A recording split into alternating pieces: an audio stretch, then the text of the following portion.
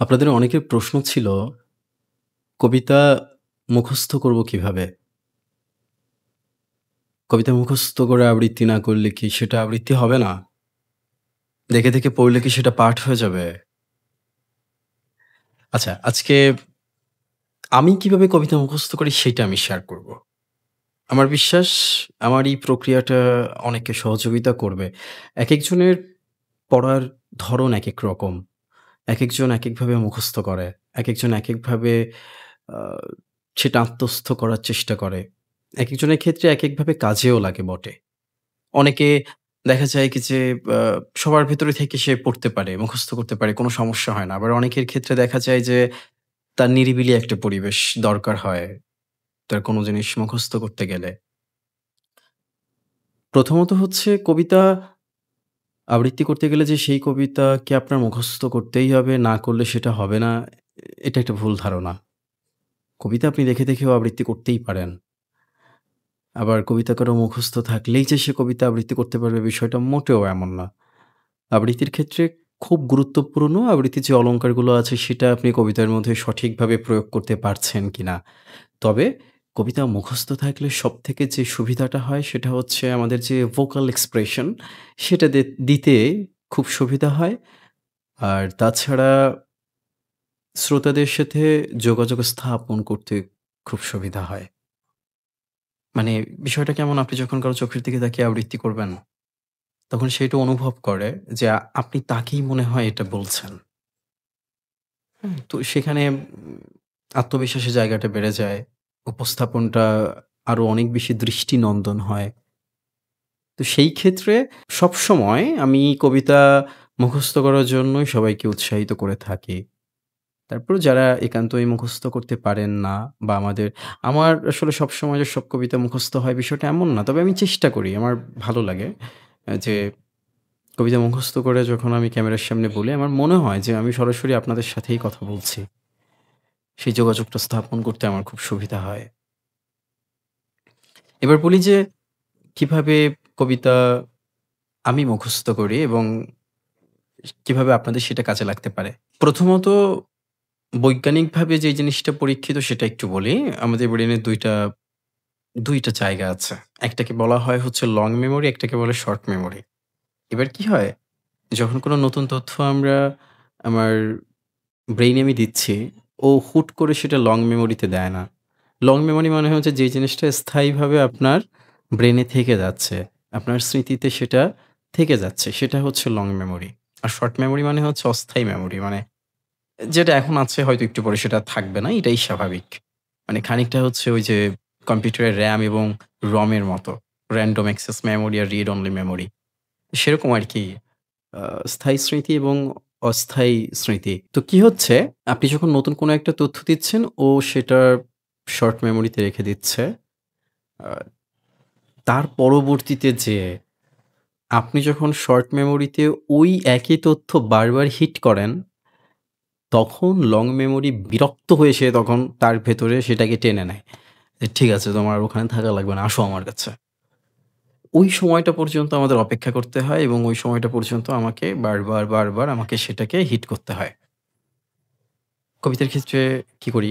আমি কি করি সেটা আমি বলি। আশা করছি আমারটাও আপনাদের সবাইকেই সেটা সহযোগিতা করবে। ধরেন অনেক বড় একটা কবিতা। তো মুখস্থ করার সময় আমি আসলে ভুলে যাই যে এই কবিতাটা এত বড় ছিল। মুখস্থ করার সময় আমি ১ম এই ওটাকে স্ট্যান্জা করে নেই। আ ৪ লাইনের স্ট্যান্জা হতে পারে, ৬ লাইনের স্ট্যান্জা হতে পারে, ৮ লাইনের স্ট্যান্জা হতে পারে। যার যেরকম সুবিধা হয়। তো ধরেন ৪ লাইনে যখন একটা স্ট্যান্জা আমি করলাম, আমি ধরেই নিই যে এই কবিতাটা টোটাল ৪ লাইন। তো আমি ওই ৪ লাইনটাকে আমি ১ম এ মুখস্থ করি। কারণ আমি জানি যে ওটা যদি আমার লং মেমোরিতে একবার ঢুকে যায় ওটা আর বের হবে না। হ্যাঁ? তো আমি পরবর্তীতে ওটার সাথে শুধুমাত্র লাইন এড করা শুরু করি। আমি যদি একটু উদাহরণ দেই, মানে যত বড় কবিতা আমার মুখস্থ সবগুলো কিন্তু এভাবেই। আ আগমনী, তারপরে হচ্ছে রাখো হরি আল্লাহ রাখা, তারপরে হচ্ছে মেঘ বালিকার জন্য রূপকথা, আম তারপরে হচ্ছে প্রলয় উল্লাস, আ বিদ্রোহী, যত বড় কবিতা আমার মুখস্থ সবগুলো আমার এই প্রক্রিয়াটা অনুসরণ করেই আমার মুখস্থ করা। ধরেন আপনি যখন ৪ লাইন পড়ছেন, আমি রাখু ফুরিয়ে আল্লাহ রাখা থেকে একটু উদাহরণ দেওয়ার চেষ্টা করি। আমি যখন বলছি, "আমার ঘরের বায়ে থাকেন রাখু হরে, ডান দিকের পড়শি আমার আল্লাহ রাখা।" কেউ বলতো এক বৃন্তে দুটি কুসুম, কেউ বলতো একই গাছের দুটি শাখা। তো এই ৪ লাইনই আমার এখন মুখস্থ করা আমার উদ্দেশ্য। তো আমি কি করছি? আমি এই ৪ লাইনে রিপিটেডলি আমি এটা বারবার করে বলার চেষ্টা করছি। আমার ঘরের বায়ে থাকেন রাখু হরি, ডান দিকের পড়শি আমার আল্লাহ রাখা। কেউ বলতো এক বৃন্তে দুটি কুসুম, কেউ বলতো একই গাছের দুটি শাখা। আমার ঘরের বায়ে থাকেন রাখু হরি, ডান দিকের পড়শি আমার আল্লাহ রাখা। কেউ বলতো এক বৃন্তে দুটি কুসুম, কেউ বলতো একই গাছের দুটি শাখা। আমার ঘরের বায়ে থাকেন রাখু হরি, ডান দিকের পড়শি আমার আল্লাহ রাখা। কেউ বলতো এক বৃন্তে দুটি কুসুম, কেউ বলতো একই গাছের দুটি শাখা। রাখহরি মজুর ছিল কারখানাতে, আল্লাহ রাখা খিদিরপুরে জাহাজ ঘাটে। রাখহরি মজুর ছিল কারখানাতে, আল্লাহ রাখা খিদিরপুরে জাহাজ ঘাটে। হপ্তা যা পায় মোটামুটি দিন চলে যায়, দুঃখে সুখে দুজনেরই সময় কাটে। আমার ঘরের বাঁয়ে থাকেন রাখহরি, ডান দিকের পড়শি আমার আল্লাহ রাখা। কেউ বলতো এক বৃন্তে দুইটি কুসুম, কেউ বলতো একই গাছের দুটি শাখা। রাখহরি মজুর ছিল কারখানাতে, আল্লাহ রাখা খিদিরপুরে জাহাজ ঘাটে। হপ্তা যা পায় মোটামুটি দিন চলে যায়, দুঃখে সুখে দুজনেরই সময় কাটে। আমার ঘরের বায়ে থাকেন রাখহরি, ডান দিকের পড়শি আমার আল্লাহ রাখা। কেউ বলতো এক বৃন্তে দুটি কুসুম, কেউ বলতো একই গাছের দুটি শাখা। রাখহরি মজুর ছিল কারখানাতে, আল্লাহ রাখা খিদির জাহাজ ঘাটে। হপ্তা যা পায় মোটামুটি দিন চলে যায়, দুঃখে সুখে দুজনেরই সময় কাটে। মাঝখানে যে আমি ওহো ভুলেই গেছি, ধর্ম বা জাত কি যে আমার কেউ জানে না। রাখো হরি আল্লাহ রাখা ভেবেই মরে, আমার নিরেট অবস্থাটা কেউ মানে না। আমার ঘরের বায়ে থাকেন রাখো হরি, ডান দিকের পড়শি আমার আল্লাহ রাখা।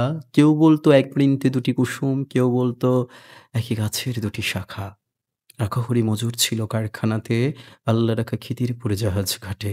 হপ্তা যা পায় মোটামুটি দিন চলে যায়, দুঃখে সুখে দুজনেরই সময় কাটে।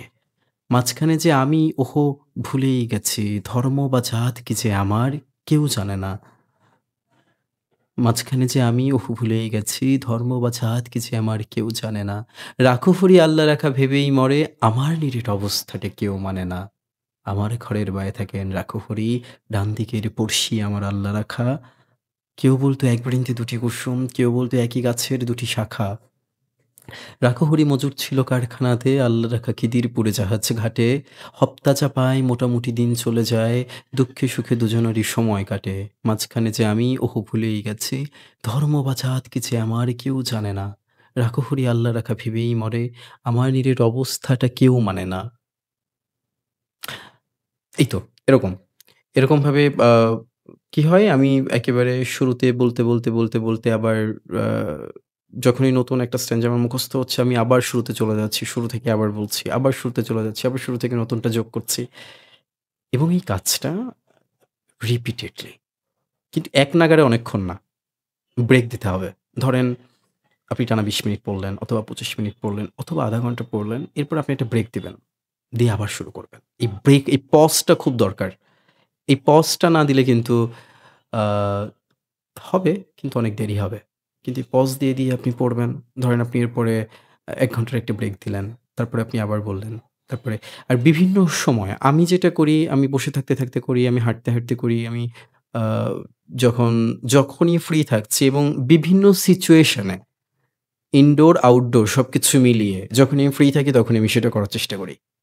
এবং আস্তে একটা পর্যায়ে এটা হয়ে যায়। যখন আপনি দেখবেন যে আপনার একসাথে ২০-৩০ টা কবিতা মুখস্থ হয়ে গেছে। এরপরের কবিতাগুলো মুখস্থ করতে আপনার খুবই অল্প সময় লাগছে। কারণ আপনার মস্তিষ্ক তখন প্রস্তুত। আমি কবিতা মুখস্থ করার জন্য ভীষণভাবে উৎসাহিত করি এবং আপনারা চেষ্টা করেন। চেষ্টা করলেই পারবেন। আর একবার একটা কবিতা মুখস্থ হয়ে গেলে সেটার আনন্দ, সেটা রেকর্ড করার সময়, সেটা বলার সময় একটা অন্য রকমের আত্মতৃপ্তি পাওয়া যায়, একটা অন্য রকমের আত্মবিশ্বাস পাওয়া যায়। কবিতা মুখস্থ করলে। এজন্য কবিতা বেশি করে মুখস্থ করুন, বেশি করে পড়ুন। তবে পড়তে হবে। আ বিভিন্নভাবে পড়তে হবে। কেউ এটা আশা করবেন না যে ৫ মিনিটে আমার কবিতা মুখস্থ হয়ে যাবে, ১০ মিনিটে মুখস্থ হয়ে যাবে। আ না। তার উপরে যদি আসলে সৃষ্টিকর্তার বিশেষ কোনো ইশারা থাকে সেটা ভিন্ন কথা। কিন্তু সাধারণত এটা সম্ভব না। এটার জন্য পরিশ্রম করতে হয়। সবাই ভালো থাকুন, সুস্থ থাকুন। আশা করছি আমার এই প্রক্রিয়াটা আপনাদের অনেক উপকারে আসবে। আপনারা উপকৃত হবেন। অবশ্যই এটা আপনারা অনুসরণ করার চেষ্টা করবেন। আ মুখে বলা, হ্যাঁ? জোরে, জোরে বলা। কারণ হচ্ছে আমার মুখ যখন বলবে আমার কান শুনবে, চোখ দেখবে। একসাথে অনেকগুলো বিষয় কাজ করে। মস্তিষ্কের মধ্যে ওটা স্থাপন হতে খুব কম সময় লাগে। সবাই অনেক ভালো থাকুন, সুস্থ থাকুন।